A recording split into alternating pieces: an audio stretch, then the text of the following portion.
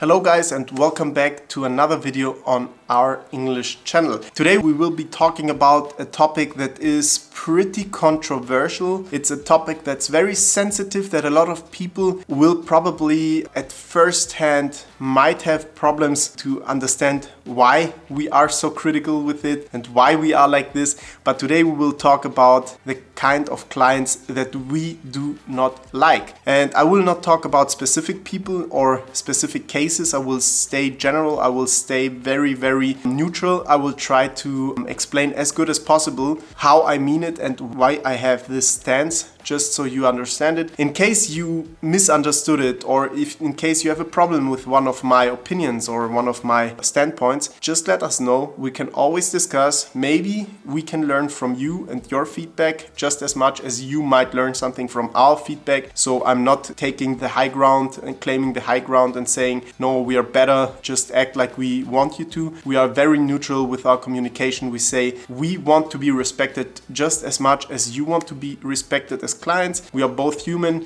We are both, in the end of the day, to be treated with respect, and that is what we claim, what we need from clients, just as much as we give this respect and this mutual respect also to our clients. And I will start with one of the most fatal things that you can do. It is just not showing up. The thing is that a lot of people, they try to find the best deal for themselves. And that is not something to be ashamed of, because if I want to buy something very pricey, I would like to know if I'm paying a good price or if I'm overpaying at that moment. So I might make a few approaches on few dealers to know if the price that I get on my watch, the price that I'm paying, maybe it goes both ways, if it is a fair price, or if I want to know if the price I get is a good price, and therefore I will compare the different dealers that offer, for example, this watch. Now comes the clue, the very important thing. If you want to compare, do it before you make an appointment. The moment you make an appointment, it's, in my opinion, pretty safe thing.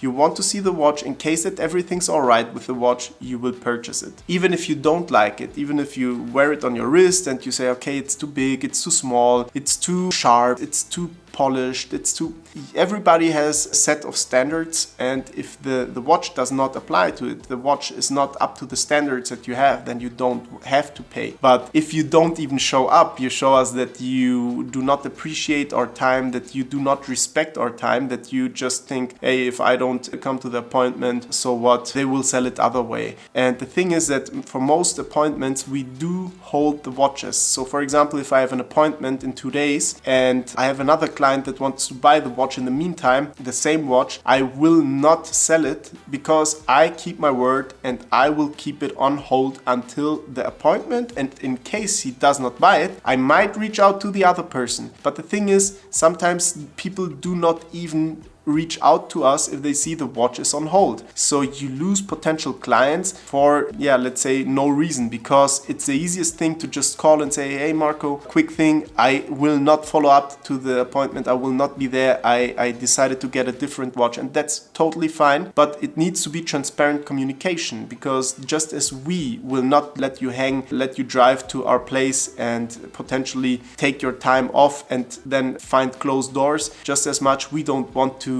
be left in the rain alone and with no potential sale. So next time, before you just don't show up, do yourself and us a favor and just cancel the appointment. Let us know. And we have a lot of clients that cancel their appointments, but most of the time it's really just like the best clients. That happens also to the best clients. That's important to say. But the thing is, the very good clients that we do respect, that we do like, they will not call you last minute. They will call you as soon as they get the information that they can't be there. And that is just a sign of respect. I just learned that I will not be able to attend this appointment, so you cancel it as well on your schedule, and you have time and the watch is free again and you can sell the watch in the meantime. And the thing is that this is also mostly happening because people don't have any money in the deal. So we will be here because we want to sell. In case you're not interested in the deal anymore, you do not profit from being a decent human being. You can just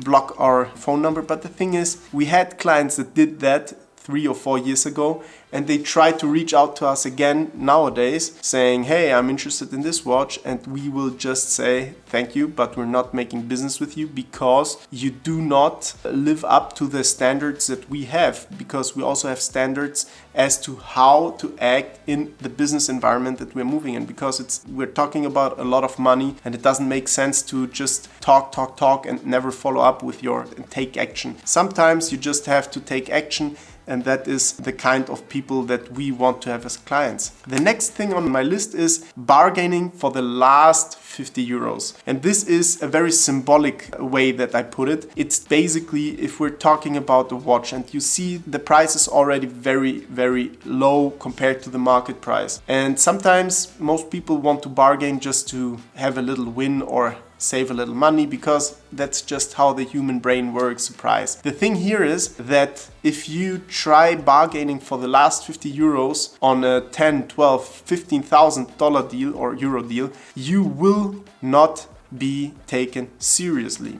I mean, in the end, of course, there's a way to say it, there's a way to communicate it in a funny way. Some of my best clients, they call me and they're like, okay, you want 3,000 euro for this watch, I will pay you immediately 2,700. And I say, no, I can't do that. Let's do 2,900, let's do 2,850. And they will say, okay, come on, but give me 50 more and we're in. I'm in, but do it, and if that's possible. And this is a way I'm okay with, because in the end, it's in a humorous way, it's being respectful. But if you're dragging the bargaining, if you want to buy it cheaper and cheaper, and okay, I'm paying this price and I'm getting closer to your price, and you say, okay, no, that's my last price. I mean, in the end, that's also understandable. But if you want to buy a watch, you should be at least willing to pay close to the price that the dealer is asking, because if I'm asking 12,000 euros for a watch, I will not sell it for 8,000, so that's not gonna work. So stay realistic, and when bargaining, when talking about the price, try to do it in a way that is not, you're not fighting for the last 50 euros. We are both fighting on the same side. We want to close a deal. You want the watch. I want you to have the watch. And that is the truth behind it. I also want the money. Yeah, true. But you also want to spend the money, because you're not going to get it for free. You want to spend this amount of money for this watch. And sometimes it's even better if you have a strict budget. And this is also totally understandable. If you have a strict budget, just let us know and we will see if it's possible. So if you're like, okay, you want 12,000 euros for this watch, I'll give you 11,000. This is my budget. If it's possible, good. If not, then not. And that's okay for me, because in case the 11,000 is possible for me, I would do it. In case we're not far apart, I might try to, let's say, get closer to the price. I might try to find a deal in the middle. But if you offer 6,000 euro for this watch, I'm not gonna meet you in the middle. So this is a tactic that a lot of people think, okay, I'm so smart using that. But that's one of the oldest tricks. And to be honest, this does not work very often, and it does not work for me. But yeah, you do you, I guess. The next thing is time wasters. It's people that we got to meet a lot in the past, because when going out on YouTube and talking with people and talking about our passion, because watches are our passion as well, you always have people that think, oh, they're passionate about watches, let's talk with them hours after hours about specific movements and watches and what to consider when making a deal. And that is okay for some time. So if you reach out to us, you are allowed to ask any question specific to a watch. You're even allowed to get my opinion on other watches. We are also not, let's say, too arrogant to just have a communication. Sometimes I just talk with people on the phone without even them being interested in a specific watch. But the thing is, if you're doing this 1 day, 2 days, 3 days, then you should at least have the, let's say, the plan or scheme to buy a watch sometime, because I'm always happy to talk with you guys, but in the end of the day, it's my job. I need to work here. So if I spend 1 hour daily just to talk and have fun, I have to work that later in the late evening. And even though that is okay most of the days, sometimes I just wish that my work would be done earlier so I could go home. But sometimes that just does not work. So yeah, try not to ask questions without any specific reason. I think this is the essence of what I want to tell you. In the end of the day, you might have questions. I want to help you, but try to Google it maybe, or if you're seeing that this is the 16th question, we're not getting closer to closing the deal, then at some point I might cancel the conversation or let you know that, okay, this is not going anywhere. I need to focus on hot leads that will lead me to a sale, and that's why I might cut you off, even though I will never do it in an unrespectful way. I will never tell you or give you any bad feelings. I will just tell you that the questions can be answered easily if you research on Google.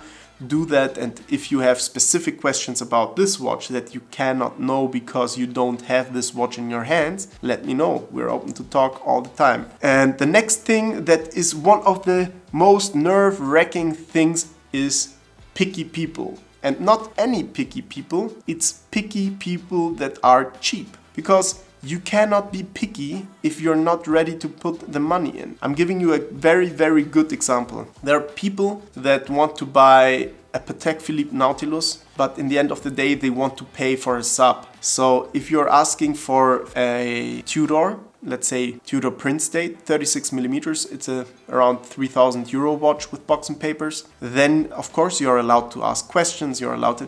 But if you're starting with, I want a new service, the bracelet has a lot of stretch, the papers are not stamped properly, it's not a German watch, I want a German watch, well, that's just not the watch that you want. So I cannot change any fact, I cannot change that watches in this price region do not have that much margin, so I cannot give you the biggest discounts. I cannot give every watch to the manufacturer to make a service. Sometimes it's a used watch, sometimes if you are on a strict budget and you cannot pay the money that we want, or at least if you can't pay more than that, then you should perhaps just re-evaluate if this is a watch you want or if the condition of the watch is even okay for you. I will give you a very specific experience that we had, I think it was 2 weeks ago. A guy called me, wanted to know about our flawless, unpolished day date. And the thing with day dates is, and I told it a few times, day dates do not live from the price. You don't sell them via being the cheapest. You have a reasonable price, that's always what you need to consider, but you have to have a good condition so people are willing to put in the money. So I had an unpolished watch, it was for 23,000 euros online, and we had a client, he asked a few questions, then he wanted to get a better price, I gave him a better price, and he wanted to spend 17,000. And he started comparing it. Oh, look at this. This is a watch from a famous platform where they sell watches. This is a very well-known dealer. And I'm looking at the pictures and I'm seeing they have more stretched. It's a polished watch. It's not the same dial. It's not the same set. It's just a completely different topic. And people try to compare it just to convince me to give them this price. But the thing is, I do not have the space for it. I don't want to sell a watch of this quality to someone who does not appreciate it enough. I want people to appreciate the condition of the watch. Sometimes I have watches that are more worn, and this is okay. If you are okay with, if you want to save money and you don't want to spend too much money and you're okay with a little bit worse condition, then you can save money this way. But you cannot get the perfect watch for the cheapest price. That's just not how it works, because in the end of the day you pay for quality, you pay for condition, you pay for the set, you pay also for us as dealers, because we have a watchmaker, we have a master watchmaker, we are 10 people in the company, 8 employees, so we are a company. We are guaranteeing you that everything you get from us is perfectly fine. It's running, the watches are running good, you have a very high quality standard, and this is something that you might have to pay sometimes as well, because a service on a Daytona costs you 1,500 euros. So even if you get it for 1,000 euros cheaper somewhere else, if their standard is not up to our level and you need to service it after half a year, that's problematic, because then you could have bought just my watch and you do not need the service in the next few years. So yeah, but however, everybody likes it themselves. So the next thing is, some people just know it better. Always. Sometimes you have clients calling you, hey, I want to buy the Submariner, but the price is too high. Fact. I'm telling them, okay, why do you think that? I'm viewing the market, I see every watch that comes in, I see every watch that goes, I'm trading watches for 25 years, since I'm 20. I know the market, I know it. And the thing is, as a private person, you might know a lot about watches. But when it comes to the market, if you are a dealer, you are having dozens of deals every week. As a private person, you might have 1 or 2 deals a month. So my experience of selling, let's say, 5,000 watches is a little bit higher than if you just bought 20 watches in your life. And if I'm telling you that the market is like this and I sell the watch, I can sell it for this price, I sold it recently for that price, then you might just have to swallow this pill. It's simple as that. If you are not agreeing with me, that's also fine. But do consider that this is my job. I do this every day, all day, and I will probably know the market perhaps even a little better than you do. Which also, and do not understand me wrong in this one, I might make mistakes myself. Sometimes I have a wrong pricing on a watch, I miscalculated and I'm asking too much, and some people, they will reach out to me, say, hey Marco, you are asking way too much, I don't understand why, but if you're okay with talking, then we can maybe find a good price, because I'm willing to buy it, but only for this price. And we had some cases where I even did admit that, okay, yeah, well, I did not consider this or that, and then I closed a deal for a lower price or a different price or with different conditions, just because I acknowledged that I was wrong. I'm wrong as well, but sometimes you have to think, okay, am I wrong myself or are you wrong yourself? So keep this in mind for the next time you're reaching out and you want to share your opinion. I'm very, very thankful for every opinion, but at least do not sell me things as facts that are perhaps not facts, but only your personal experience. I do value your personal experience, but personal experience is not a fact. A fact is if something is repeatedly happening, then you know, okay, that's happening. But if you see the market only a few times a month, then you cannot claim to be an expert of the market. And to end this video, I will go with perhaps this might be the client that is the most nerve-wracking, and that's comfortable clients that expect you, the dealer, me, to do whatever they want to bring them comfort. And sometimes it's just not the most comfortable thing, not even for them. For example, I had a client that wanted to close a deal for a 3,000 euro watch, and he wanted to close it on a specific date because that was a free day. It's a holiday in Germany and people don't work. So he asked me, hey, I'm free that day. Can I see the watch on that day? And I said, well, I'm free as well. I'm spending time with my family. And yeah, then the discussion started. Okay, so if I come on that day, and I said, you cannot come on that day because I'm not there. Okay, how about shipping? Then I tell them how shipping works. That's a crazy thing. The answer was, well, okay, but I'm not so sure with the shipping. I want to see the watch before I buy it. Good point. Fair enough. I want to visit the watch on that specific day. If that's not possible, we cannot have the deal. And this was the one thing that I did respect in the end, because he said, if it's not possible on that day, I do not want to see the watch, I don't want to buy the watch. I respect that because it's honest, I respect it because it's not wasting my time, okay? He told me that these are the conditions under which he will do the deal, but the thing is, if you're not ready to visit the shop and see the watch in person at any other day, if you don't want to take half a day free, or if you don't want to stop working 2 hours earlier on one day, I will start to maybe think about if you're not being too serious with this purchase. Because if I want to buy something, I will take my day off, I will go there, I will see it, I will buy it, and I will come back. Otherwise, I will just order it.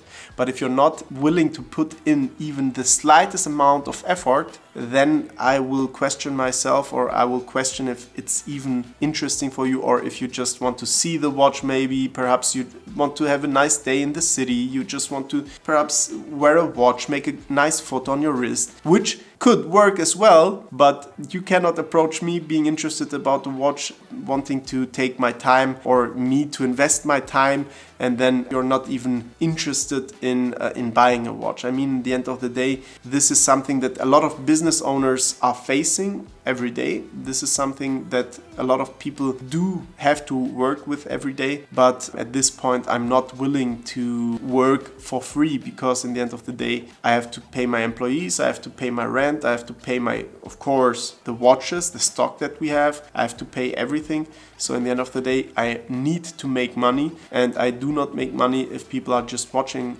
or viewing the watch. Sometimes I need to sell something, and that's why I try to keep my time free for the people that are really willing to buy a watch. And that's it for today. I know it was a very critical topic. I know that a lot of people will now say, hey, well, if you're not willing to put in time for potential clients, then do not do work in this field. This is the wrong work for you. I know that a lot of people think like this, but do think about what I told you. If you're acting like one of these people, then you might have to think about your behavior as well. I will think about my behavior. I have to evaluate it every day, because I want to sell better, and to sell better you have to be better and become better. And sometimes people are very concentrated on the way they are, and they think this is the right way to be, but in the end sometimes you just have to reflect the situation, reflect your behavior. And maybe if you do reflect and you do think about it and you do a few little changes in your way to deal with us, then you will also get positive feedback from us,